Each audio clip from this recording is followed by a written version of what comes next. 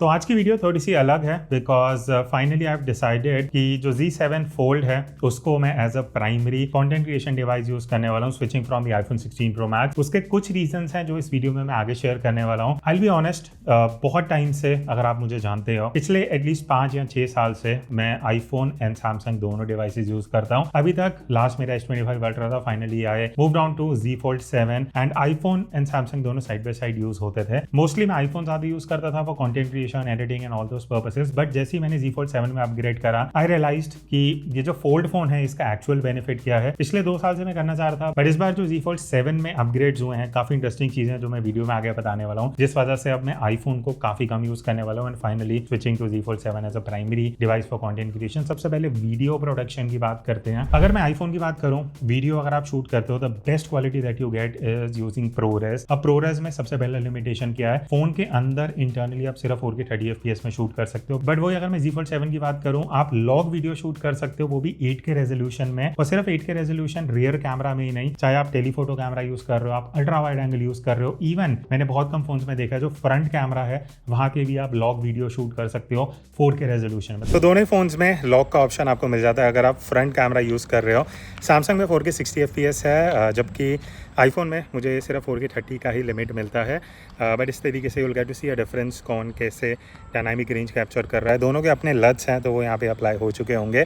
अब एक difference obviously आ जाता है कि सैमसंग में, क्योंकि मैं कवर डिस्प्ले को यूज़ करके मेन कैमरा भी यूज़ कर सकता हूँ टू कैप्चर इन 8K, तो वो टेक्निकल डिफरेंसेस हैं। But using the front camera जो एक डिफरेंस है, होपफुली आप इस क्लिप में देख सकते हो, पीछे कुछ क्लाउड्स हैं। तो it's like all the cameras shooting in log format. बाकी ProRes में काफ़ी लिमिटेशंस भी मैंने नोटिस करी हैं। सबसे पहली चीज़, डेटा ज़्यादा कंज्यूम करता है, मेमोरी ज़्यादा जल्दी भरती है, फ़ोन ज़्यादा हीट होने लग जाता है अगर आप ProRes में शूट कर रहे हो। एंड 4K 30 से ऊपर अगर आप 4K 60 या 120 FPS पे शूट करना चाहते हो, then you have to use external SSD। वो एक बहुत इशू बन जाता है कि आपको एक एडिशनल डिवाइस कैरी करना है। Z Fold 7 में एज सच कोई दिक्कत नहीं है। तो अभी जो आप ये डिफरेंस देख रहे हो, that is ProRes versus Samsung का लॉग। और बड़ा डिफरेंस ये है कि आईफोन में हम 4K 30 में ही शूट कर पा रहे हैं, सैमसंग में 8K रेजोल्यूशन है। तो यहाँ से आपको पहला डिफरेंस पता लगता है। और अभी मैं शेड से एकदम डायरेक्ट लाइट पे आया हूँ, तो लॉग वर्सेस ProRes कैसे दोनों हैंडल करते हैं हाइलाइट्स को। ओवरऑल डायनामिक रेंज, अगर डायनामिक रेंज की बात की जाए, अभी थोड़ा सा बैकलाइट में आया हूँ, मेरे पीछे सनलाइट है, थोड़ी ज़्यादा हार्श लाइट है, मेरे ऊपर उतनी लाइट नहीं आ रही। तो this will give you a better idea कि लॉग वर्सेस ProRes में क्या फ़र्क है।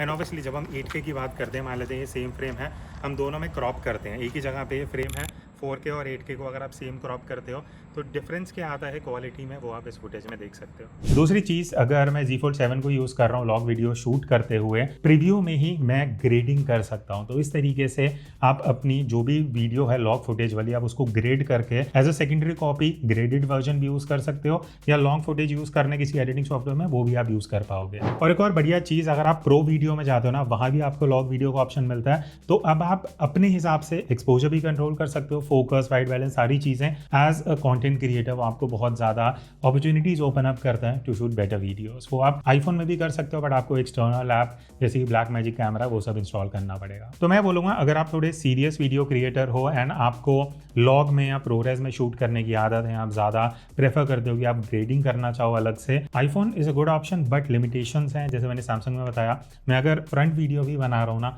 उसको भी मैं लॉग में शूट करके बाद में ग्रेड कर सकता हूँ। अब हम बात करते हैं फोटोज़ की। अब देखो, यहाँ पे मेगापिक्सल काउंट बहुत बार मैंने भी बोला है कि मैटर नहीं करता, इतना इंपॉर्टेंट नहीं है, but let's talk about extreme differences. यहाँ पे एक तरफ मैं आईफोन का 48 मेगापिक्सल आपको सैंपल दिखाऊं, एक तरफ Z Fold 7 का 200 मेगापिक्सल की फोटोज। और अगर आप साइड बाय साइड जूम करते हुए देखते हो, ऑब्वियसली 200 मेगापिक्सल का डिफरेंस आपको यहाँ पता लगेगा। कई बार आप फोटोज लेते हो, सिटीस्केप है, बिल्डिंग है, आर्किटेक्चर है, बाद में रियलाइज किया यार इसको क्रॉप करना है, एक स्पेसिफिक डिटेल निकालनी है, वो आप Z Fold 7 में बेटर कर पाओगे, बिकॉज 200 मेगापिक्सल आपको रेजोल्यूशन मिल रहा है, सेंसर बिगर है, तो आप क्रॉप करने के बाद भी ज्यादा डिटेल अपनी फोटो में मेंटेन कर सकते हो। तो आपको वाइड फोटो तो मिल ही जाएगी, बट आप उसको क्रॉप करके भी एक स्पेसिफिक सेक्शन से usable photo for social media निकाल सकते हो। और अगर मैं ओवरऑल प्रोसेसिंग की भी बात करूँ ना, आईफोन से हमेशा मुझे दिक्कत रही है, फोटोज की डायनामिक रेंज बिल्कुल अच्छा नहीं है, थोड़ा कॉन्ट्रास्टी लुक आता है, एंड ओवरऑल जो फाइनल फोटो निकल के आती है वो उतना बढ़िया नहीं है, कलर्स उतना बढ़िया नहीं आते। सैमसंग Z Fold की अगर मैं बात करूँ, यहाँ पे आपको कुछ डिफरेंसेस दिखाऊंगा। डायनामिक रेंज ज़्यादा बेटर है Z Fold 7 की अक्रॉस ऑल 3 कैमरास, चाहे वो प्राइमरी हो, चाहे वो अल्ट्रा वाइड हो, चाहे वो टेलीफोटो हो, तीनों कैमरा में आपको better dynamic range, better processing in terms of photos निकल के मिल जाती है। एंड इवन स्किन टोन की अगर मैं बात करूँ ना, मैं बहुत बार अगर आउटडोर पोर्ट्रेट शूट कर रहा हूँ या हम आपस में शूट कर रहे हैं, Z Fold 7 का जो स्किन टोन है काफ़ी नेचुरल लगता है। आईफोन में क्या है, इंडियन टोन्स को थोड़ा सा वार्म कैप्चर करता है, तो वो भी एक कहीं दिक्कत है जो मैं पहले भी वीडियोस में बोल चुका हूँ। एंड इवन अगर मैं अल्ट्रा वाइड एंगल कैमरा की बात करता हूँ ना, आईफोन 16 प्रो मैक्स भले ही इन्होंने 48 मेगापिक्सल का सेंसर दिया है, बट वो ओवर शार्पनिंग वाली जो लुक है वो मुझे बिल्कुल भी सही नहीं लगती। एडिटिंग में आपके लिए कुछ स्कोप ही नहीं बचता है, नॉर्मल फोटो भी थोड़ी ओवर शार्पन लगती है। बट Z Fold 7 बहुत नेचुरल शार्पनेस रखता है, डिटेल अच्छा है, टेक्सचर बढ़िया, एंड मैं उसको एडिट करके भी काफ़ी फोटो को अपना एनहांस ईजिली कर पाऊंगा विदाउट मच कॉम्प्रोमाइजेज। फिर अगर हम थोड़े एडवांस फीचर्स पे आते हैं, तो हम सबको पता है आईफोन में हमें कुछ प्रो मोड नहीं मिलता फोटोज़ के लिए, अभी भी हम 16 प्रो मैक्स की बात कर रहे हैं। बट Z Fold 7 की अगर मैं बात करता हूँ, obviously you have the pro mode, आपको सारे फंक्शन, सारे फीचर्स मिल जाते हैं।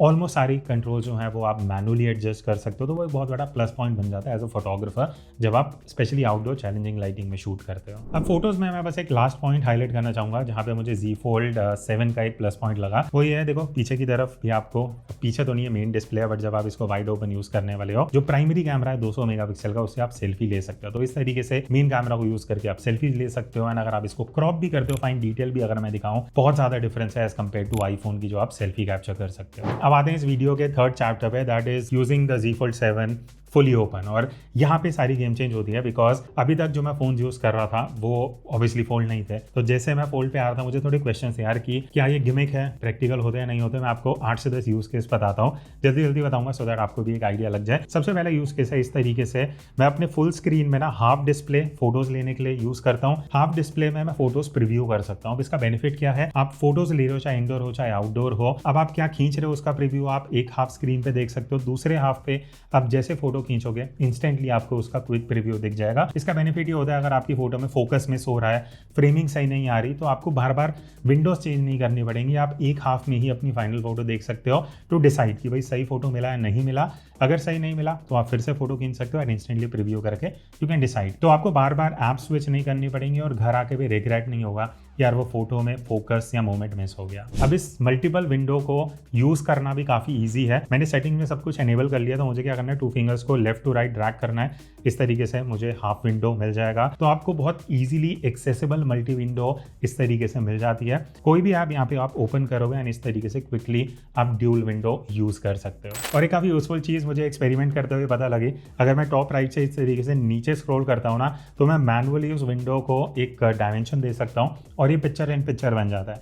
आप वीडियो देख रहे हो, कुछ भी टास्क कर रहे हो, छोटी स्क्रीन कर दो एंड आपको जो भी मल्टीटास्किंग करनी है वो आप कर सकते हो। अब मैं आपको थोड़े से प्रैक्टिकल यूज केस बताता हूँ। सबसे पहली चीज, जब हम ऐसी वीडियोस बनाते हैं ना, अभी तो ये फोन मेरे पास है, बट जब भी हम कंपैरिजन, कैमरा रिव्यू ये सब वीडियो बनाते हैं, हमारे पास एक टेलीप्रॉम्प्टर है, ठीक है। अब उसके लिए हमें एक डिस्प्ले चाहिए जहाँ पे मैं टेक्स्ट देख के फिर बोल सकूँ। I use this Z Fold 7 as a teleprompter. इससे पहले मुझे अलग से एक अपना आईपैड कैरी करना पड़ता था, जो ऑब्वियसली कई बार घर पे भूल जाता था, कभी ले आता था, बट अब मेरे पास ये अपना प्राइमरी फोन है, तो इसी को मैं एज अ टेलीप्रॉम्प्टर यूज कर लेता हूँ और मेरे जो सारे पॉइंटर्स हैं, मैं सब कुछ इसी से मेरा काम हो जाता है। दूसरा यूज केस मैं आपको बताता हूँ, जब मैं वीडियो शूट कर रहा हूँ, ठीक है। अब अगर मैं रियर कैमरा यूज कर रहा हूँ या खुद की वीडियो भी शूट कर रहा हूँ, मेरे पास हाफ स्क्रीन में प्रीव्यू रहता है, हाफ स्क्रीन में मैं अपने पॉइंटर्स रख सकता हूँ। तो अगर मैं किसी भी बारे में बात कर रहा हूँ, 4-5 की पॉइंटर्स हैं, मैं बार बार कट्स नहीं लेना चाहता, तो मैं उसी हाफ विंडो में अपने पॉइंट्स देखता रहूंगा और कैमरा पे बोलता रहूंगा। एंड आई थिंक इससे टाइम सेविंग काम मेरे हिसाब से एज अ कंटेंट क्रिएटर नहीं हो सकता कि आपको बार बार कट्स ना लेने पड़े, बार बार फ्रेमिंग चेंज होगी, बहुत सारी चीज़ें होती हैं।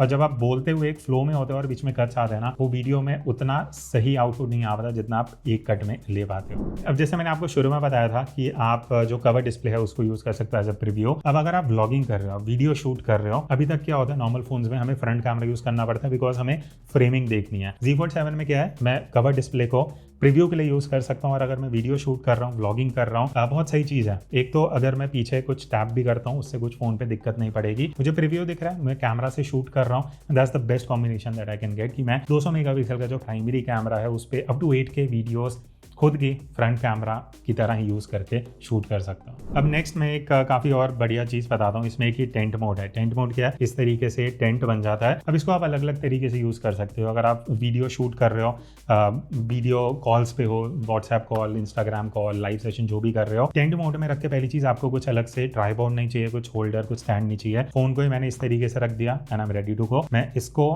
फिल्मिंग के लिए यूज़ कर सकता हूँ, वीडियो कॉल्स के लिए यूज़ कर सकता हूँ। अब बेसिकली ऑन द गो आपको कुछ स्टैंड की ज़रूरत नहीं है। टेंट बना दिया, फ़ोन रख दो और आप फिल्म कर सकते हो। देन अगर मैं प्रोडक्टिव यूज़ केस में बताऊँ तो मैं Z Fold 7 कैसे यूज़ करता हूँ। देखो, एक स्क्रीन पे मैं अगर वीडियो एडिट कर रहा हूँ तो एडिट करते हुए मान लेते हैं मेरे को इंस्टाग्राम पे एक बढ़िया कुछ इफेक्ट मिला जो मैं रिक्रिएट करना चाह रहा हूँ। बार बार आप स्विच ऑन करेगा, हाफ स्क्रीन पे आप वो वीडियो को प्लेबैक कर सकते हो, हाफ स्क्रीन में आप एडिट कर सकते हो और बहुत ईजिली आप जो इफेक्ट है वो रिक्रिएट कर सकते हो। देन अगर आप ऑन द गो हो, आप वीडियो रिव्यू कर रहे हो, आपने जो भी एडिट करी है उसमें कुछ मिस्टेक्स दिखते हैं, कुछ भी चेंजेस हैं, तो अगेन आप हाफ स्क्रीन में नोट पैड ओपन करके वहाँ पे सारे जो नोट्स हैं वो ले सकते हो। इवन अगर मैं कोई मीटिंग कर रहा हूँ, वीडियो कॉल कर रहा हूँ और मुझे इंस्टेंट नोट्स बनाने हैं, वो भी मैं हाफ स्क्रीन को यूज़ करके कर सकता हूँ। अब मान लेते हैं मैं अपने फ्री टाइम में हूँ, ठीक है, सारा टाइम तो हम काम करेंगे नहीं, मैं कुछ पॉडकास्ट सुन रहा हूँ, वीडियो देख रहा हूँ, अब वो मेरी पूरी स्क्रीन ले रही है, उसकी जगह मैं क्या कर सकता हूँ, picture in picture up to 3 windows आप इसमें डाल सकते हो। तो मैं ड्रैग करके दूसरा विंडो भी ऑन कर सकता हूँ, तीसरा विंडो भी ओपन कर सकता हूँ। मान लेते हैं मैं पॉडकास्ट सुनते सुनते इंस्टाग्राम रील देखना चाह रहा हूँ, वो मैं कर सकता हूँ। मुझे कुछ इंटरनेट पे सर्च करना है, वो मैं कर सकता हूँ। तो मल्टीटास्किंग जो है, शुरू में मुझे लगा था it is a gimmick, but actually जब आप यूज करने बैठते हो ना और आप एक्चुअल ये जो मल्टीपल विंडो का यूज लेते हो, देन आपका टाइम भी सेव होता है और आप multitask easily on the go कर सकते हो। अब ऐसे मैं चाहूँ तो ये लिस्ट बहुत लंबी जा सकती है, बट मैं लास्ट में आपको एक फ्लेक्स मोड बताता हूँ जो मैंने भी रिसेंटली डिस्कवर किया and it's very impressive. Flex mode में क्या है, टेंट मोड ऐसे था, ये फ्लेक्स मोड ऐसे है। तो मैं अगर अपने फोन को रख देता हूँ ना, मान लेते मैं यूट्यूब ऐप खोला, इंस्टाग्राम खोला, यहाँ भी आपको टच पैड मिल जाएगा। पहली चीज, लैपटॉप की तरह है, पूरा टच पैड जो है वो काम करता है। आपको एरो दिखती है, आप कहीं भी टैप कर सकते हो, बैक फ्रंट क्लिकेबल सब कुछ है, पूरा आपका एक कंप्यूटर बन जाता है एक तरीके से। और राइट में इंटरेस्टिंग चीज क्या है ना, ये देखो, ये जो लाइंस दी गई है ना, दिस इज एक्चुअली स्क्रोल, जो आपको माउस में स्क्रोल व्हील मिलता है ना, वो चीज इन्होंने यहाँ पे दे दी है। And I think it is a life saver. मतलब अगर आप लैपटॉप पीसी नहीं भी लेके चल रहे हैं और आपको इस तरीके से फ्लेक्स मोड में यूज करना है, बहुत सारा टाइम सेव कर सकता है और आपका कहीं ना कहीं जो यूजर इंटरफेस है वो काफ़ी बढ़िया बन जाता है। Now coming to the fourth chapter of this video, वो है एडिटिंग एक्सपीरियंस। अब देखो, एडिटिंग में एक डिफरेंस मैं आपको बताता हूँ। अगर मैं iPhone 16 Pro Max यूज़ कर रहा हूँ, obviously just like any phone, आपको एक ही स्टैंडर्ड स्क्रीन मिलती है जहाँ पे आप एडिट कर सकते हो। जब मैंने VN एडिटर ऐप यूज़ करना स्टार्ट किया ना वीडियो एडिटिंग के लिए, Z Fold 7 में क्या है ना, आपको इस तरीके से एक इंटरफेस मिलता है जहाँ पे एक पूरी स्क्रीन पे आपको वर्टिकल प्रीव्यू दिखता है, दूसरी स्क्रीन में आप अपनी टाइमलाइन को एडजस्ट कर सकते हो, कट्स लगाने, इफेक्ट्स लगाने, टेक्स्ट, ट्रांजिशन, सब कुछ। एंड आई थिंक ये एक जो इंटरफेस है आप नॉर्मल फोन में नहीं अचीव कर सकते। और यहाँ पे बढ़िया चीज़ क्या है, मैं प्रीव्यू बड़ी स्क्रीन में देख सकता हूँ, मुझे बार बार बैक एंड फोर्थ नहीं करना पड़ेगा। एंड जो भी चेंजेस हैं, जो कलर ग्रेडिंग है, वहाँ पे बहुत ईज रहता है कि आपको छोटी सी विंडो में देख के नहीं एज्यूम करना, आप प्रॉपर विंडो में देख के अपनी कलर ग्रेडिंग बढ़िया से कर सकते हो। सेम चीज़ अगर मैं फोटो एडिटिंग की बात करूँ, Adobe Lightroom is an app that I like using. अब Lightroom में क्या है, पहली चीज़ लार्जर डिस्प्ले है, बड़ी फोटो दिख रही है, तो आप प्रीव्यू इजीली कर पाओगे, बिफोर आफ्टर अच्छे से देख सकते हो। जो भी आपके चेंजेस हैं, चाहे वो कलर्स हो, चाहे वो एक्सपोजर हो, ओवरऑल शार्पनेस, डिटेल, क्योंकि जो बड़ा डिस्प्ले रहता है तो आपको बहुत ईजिली जो फाइन डिटेल्स है ना वो जूम करके बहुत अच्छे से दिख जाती हैं। And I think that has been one of the reasons कि मैं क्यों Z Fold 7 पे स्विच किया from iPhone for such thing जैसे कि फोटो एडिटिंग हो गया, वीडियो एडिटिंग हो गया, बिकॉज आपका ओवरऑल एक्सपीरियंस इन डिस्प्ले बिगड़ रहता है। Now let's talk about Gemini live on the Z Fold 7, because ये एक ऐसा फीचर है जो as a content creator, as a photographer, as a video creator आपको काफ़ी हेल्प कर सकता है about the situations that you are not sure about. मैं आपको 3 से 4 लाइव एग्जाम्पल दिखाता हूँ। तो यहाँ पे मैंने Gemini ओपन कर लिया है। अब मैं एक दो कुछ कमांड्स पूछूंगा just to show you guys. तो यहाँ पे हम जाते हैं। तो this is basically like a section where I can interact with Gemini। तो यहाँ पे स्क्रीन शेयर है, I will click on it. Hi Gemini, I want to click a photo of this car, can you give me some mobile photography tips? I see the car.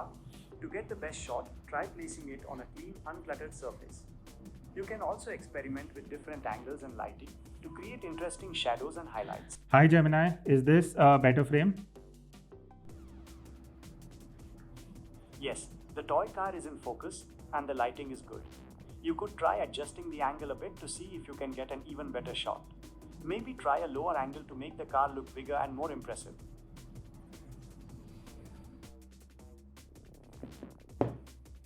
Is this a better option? That's definitely a more unique angle. The reflection is a cool touch. You could try playing with the lighting a bit more to see. That's all, thank you. Now let's suppose यहाँ पे मुझे काफ़ी comments आए हुए हैं YouTube video पे, तो मैं क्या करूँगा, इस तरीके से स्क्रॉल करूँगा and I'll ask, Hi Gemini, can you give me a conclusion of all these comments? The general sentiment is pretty positive. People seem impressed with the camera quality, especially on the main camera. There are also some questions about comparisons with other phones and requests for more details about specific features. Now the next situation is, let's suppose मैं कोई video पे research करना चाहता हूँ and I want to ask Gemini. Let's ask and see. Hi Gemini, I am making a video on AI features in smartphone cameras. Can you give me some latest AI features?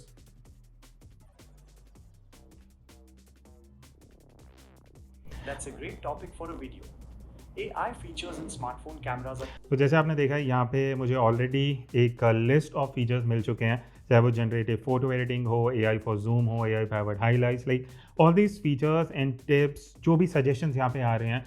अगर मेरी कोई research video है और मुझे लगता है कुछ points missing है, आई थिंक यहाँ पे इतना मेरे पास कंटेंट आ चुका है जिसमें मैं फ़िल्टर करके अपनी स्क्रिप्ट में कहीं ना कहीं ये जो इन्फॉर्मेटिव पॉइंटर्स हैं वो ऐड कर सकता हूँ. एंड यही नहीं, और भी आप अगर कुछ टाइटल्स ढूंढना चाहते हो, let's try that as well.